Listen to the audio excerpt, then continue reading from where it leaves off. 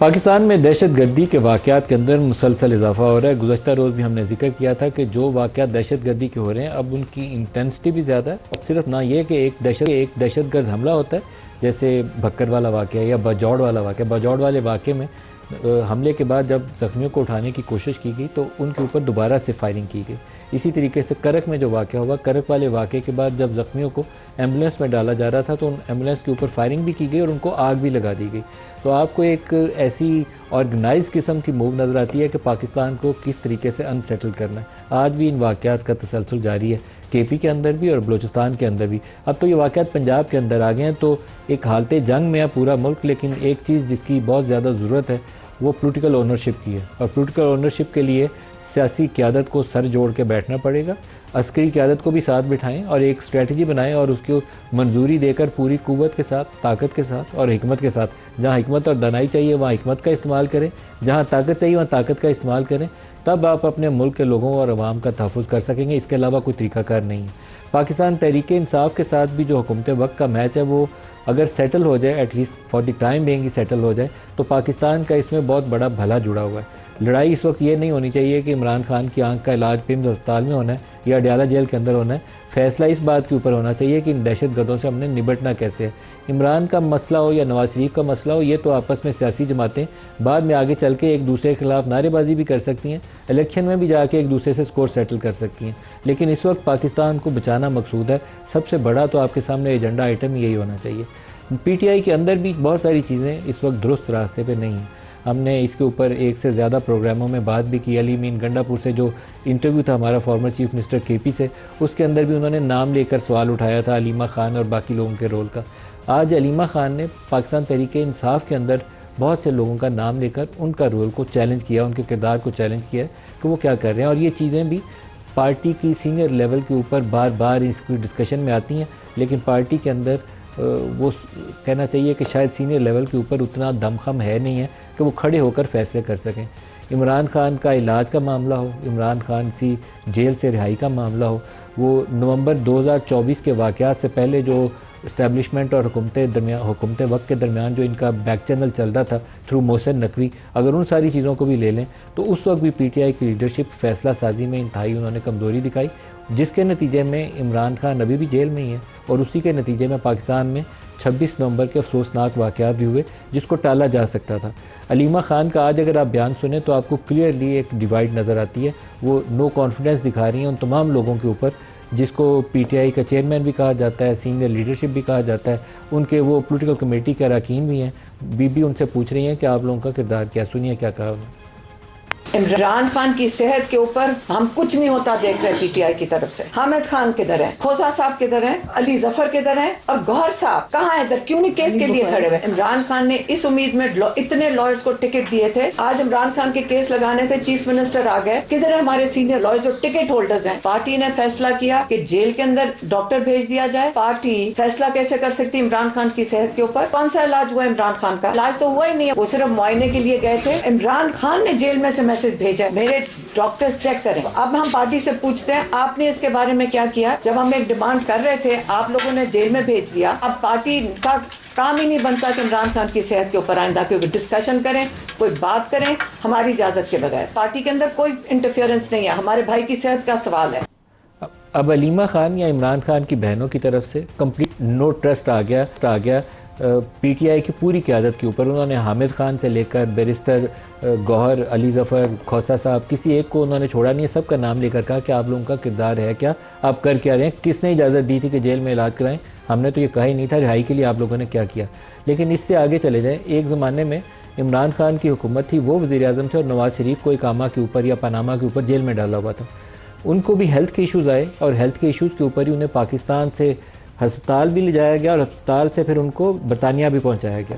وہ ایک مثال پاکستانی تاریخ میں موجود ہے۔ اس وقت شہباز شریف جو خود اس وقت وزیر اعظم پاکستان ہے، انہوں نے ایک رول ادا کیا اور وہ رول تھا بیک چینل کا، جس میں انہوں نے اسٹیبلشمنٹ سے بھی انٹریکٹ کیا، بلکہ کیا ہی انہی سے انٹریکٹ جس سے ایک راستہ نکالا گیا، اور نواز شریف صاحب پھر علاج کروانے، وہ پلیٹلیٹس کا ایشو یہاں بہت زیادہ سامنے آیا اور میاں صاحب کو پاکستان سے باہر جانے کی ہائی کورٹ نے بھی مہر لگا دی اور اجازت دے دی۔ کیا یہ مناسب نہیں ہے کہ اس وقت پاکستان کے جو ایسٹرن بارڈر پہ بھی دباؤ ہے، وہ کہتے ہیں وہ آپریشن سندور چل رہا ہے ابھی، خطرہ ابھی ٹلا نہیں ہے کہ حملہ ادھر سے ہونا ہے، آج ہونا ہے کل ہونا ہے۔ ایران سائڈ کے اوپر اسرائیل اور امریکہ کے جو عزائم ہیں انپریسیڈنٹڈ انہوں نے بلڈ اپ کیا ہوا ہے، پورا ہمارا بارڈر ولنریبل ہے، اور افغانستان کے راستے تو پاکستان کے اوپر جنگ مسلط کی جا رہی ہے، روز وہ گھستے ہیں اور ہمارے لوگوں کو شہید کر کے جا رہے ہیں۔ کیا یہ مناسب نہیں ہے کہ فار دی ٹائم بینگ یہ جو پی ایم ایل این اور پی ٹی آئی کا میچ ہے اس کے اوپر یہ سیز فائر کر دیں، اس کو جنگ بندی ڈکلیئر کر کے جو اصل جنگ ہے پہلے اس سے نبٹ لیں؟ تو آج کے پروگرام میں جو ہمارے ساتھ شرکا ہے ان سے اس کے اوپر سوال بھی کریں گے اور پوچھیں گے کہ ہمارے پاس اس وقت حکمت کیا ہے، دانائی کیا ہے، یا پہلے آپس میں لڑ لیں یا دشمنوں سے پہلے لڑ لیں، کیا ہم نے کرنا ہے؟ ڈاکٹر مصدق صاحب، پہلے آپ سے جاننا چاہوں گا کون سا راستہ بہتر ہے، پہلے آپس میں لڑ مر لیں یا پہلے دشمن سے نبٹ لیں؟ نہیں، میرے خیال میں جی سیاست کے اندر تو ویسے بھی راستہ وہی نکلتا ہے جو ڈائیلاگ سے نکلے۔ میرے بھائی ہیں، میں ان سے ویسے بھی ملتا ہوں، مجھے سڑک پہ مل جائیں، ہم پروگرام میں مل جائیں، ہم آپس میں بات کرتے ہیں۔ میرے اور بھی بہت سے دوست ہیں، جب پروگرام میں ہم نہیں ہوتے تو بڑے اچھے سے ملتے ہیں، ہم آپس میں بیٹھ کے گپ مارتے ہیں۔ اگر یہ ہم ذاتی تعلقات میں یہ تمام گپ مار سکتے ہیں، عزت اور احترام سے بات کر سکتے ہیں، مذاق کر سکتے ہیں، تو جب ملک پہ مشکل گھڑی ہے تو کیا مسئلہ ہے بات کرنے میں؟ تو میں تو یہ سمجھتا ہوں کہ جمہوریت کو آگے بڑھانے میں بھی اور ملک کی سلامتی کے لیے بھی اور اچھی ایک کنسٹرکٹیو سیاست کرنے کے لیے بھی، یعنی آپ کی آپس میں اگر تعلقات کی نوعیت کچھ بہتر ہو تو بڑی سخت باتیں بھی آپ بڑی تحمل سے سن لیتے ہیں،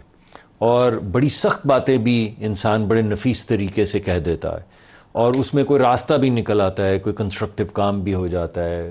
ملک کی حفاظت کے لیے تو سب کی جان حاضر ہے، وہ بھی ہو جاتا ہے، اور یہ جو غریب عوام ہیں ان کی خدمت کے لیے بھی جو ہمیں کچھ مل جل کے چیزیں کرنی ہیں، قوانین بنانے ہیں، وہ بھی بن جاتے ہیں۔ ہمارے ہاں پولرائزیشن اتنی شدید ہو گئی ہے کہ گفتگو یعنی ڈائیلاگ جس کو ہم فری فلو آف انفارمیشن کہتے ہیں، اس کے راستے مسدود ہوتے چلے جا رہے ہیں، بڑا مشکل پڑ رہی ہے۔ وزیر اعظم صاحب نے کئی مرتبہ دعوت دی، میں یہ سیاسی طور پہ نہیں کہہ رہا، کئی مرتبہ ہماری چھوٹی میٹنگز میں بھی یہ بات ہوتی ہے۔ وزیر اعظم صاحب بھی تھوڑے سے بعض مرتبہ یعنی پریشان ہوتے ہیں کہ میں اب یہی کہہ سکتا ہوں، یہ اس سے زیادہ میں کیا کر سکتا ہوں۔ 2-3 مرتبہ انہوں نے کہا، کابینہ کی میٹنگ میں کہا، فلور آف دا ہاؤس پہ کہا، پھر یہ بھی کہا کہ چلیے ہم تو سیاسی حریف ہیں، میں ادھر بیٹھتا ہوں آپ ادھر بیٹھتے ہیں، تو جو نیوٹرل ہمارا ہاؤس کا چیمبر ہے اسپیکر صاحب کا، وہاں پہ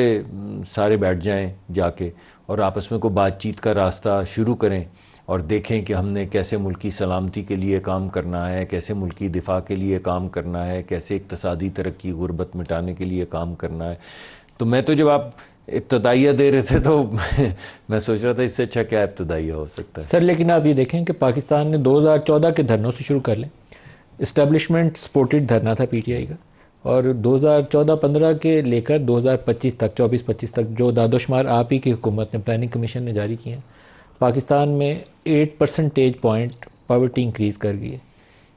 انکم ان ایکوالٹی 27%، 27 ایئرز کا ہائیسٹ لیول ہمارے پہ آ گیا، غریب تر ہو گیا، امیر تر ہو گیا، تو آپ لوگوں کی جو ٹیک ہوم انکمز ہیں وہ نیچے چلی گئی ہیں اور پاورٹی لیول اوپر چلا گیا۔ اب ہم لوگوں کو بیسیکلی بھوک اور افلاس میں مبتلا کر چکے ہیں، ہنگر والی کیفیت ہے، ان کی جو کنزمپشن لیول ہے وہ ڈکلائن کر گیا، 8% ڈکلائن اس میں بھی آ گیا۔ تو پاکستان تو ہار رہا ہے آپ کی ان لڑائیوں سے، تو ہم ساروں کا فرض نہیں ہے کہ بیٹھ کے سوچیں کہ یہ ہم نے کیا کیا اپنے لوگوں کے ساتھ؟ آپ کی بات بالکل ٹھیک ہے، سارے قصوروار ہیں، صرف سیاسی بھی نہیں، اسٹیبلشمنٹ بھی ساتھ بیٹھے وہ بھی قصوروار ہیں۔ جی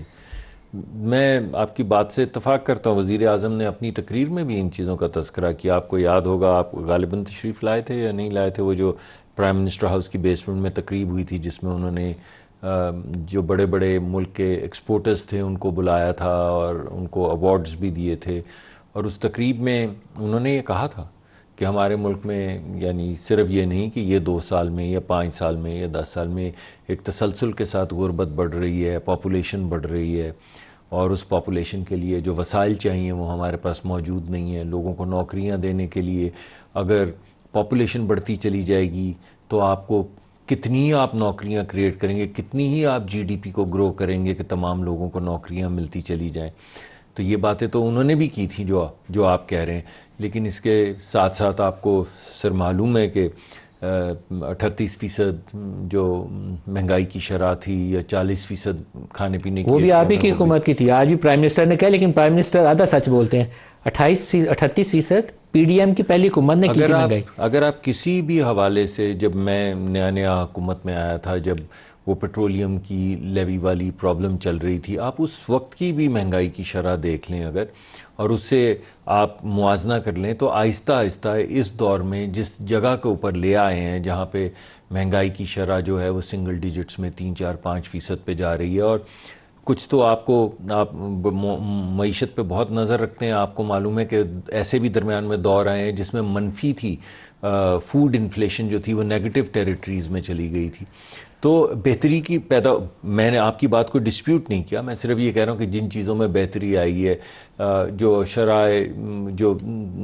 کاسٹ آف کیپٹل ہے، شرح سود ہے، اس میں انٹرسٹ ریٹ جو ہیں ان میں کمی آئی ہے، وہ تقریباً سنگل ڈیجٹس میں آ کھڑے ہوئے ہیں، انفلیشن کم ہو گئی ہے، ترقی کی ملک سٹیبلائز ہو گیا، کچھ ریزروز کسی حد تک سٹیبل ہیں، ہماری جو ریمیٹنسز آ رہی ہیں وہ کافی مضبوط ہیں اور اچھی چل رہی ہیں. مگر درمیان میں خرابیاں بھی ہیں بہت سی، ان کو آہستہ آہستہ ٹھیک کر رہے ہیں. مگر جو آپ کا بنیادی نقطہ تھا کہ کیا یہ بہتری، یعنی اگر ہم جو ہماری کمیٹیز ہیں جن میں ہم بیٹھ کے اصل کام کرتے ہیں، نوک جھوک تو چلتی ہے ہماری فلور کے اوپر، اگر اس میں تھوڑی سی اپوزیشن بھی آئے اور مثبت کردار ادا کرے، ہمیں تھوڑا سا اور اکاؤنٹیبل کرے، مگر ایک اچھے سلیقے سے کرے، تو شاید لیجسلیشن بھی بہتر ہوگا، شاید بجٹس بھی اس مرتبہ بہتر بنیں گے،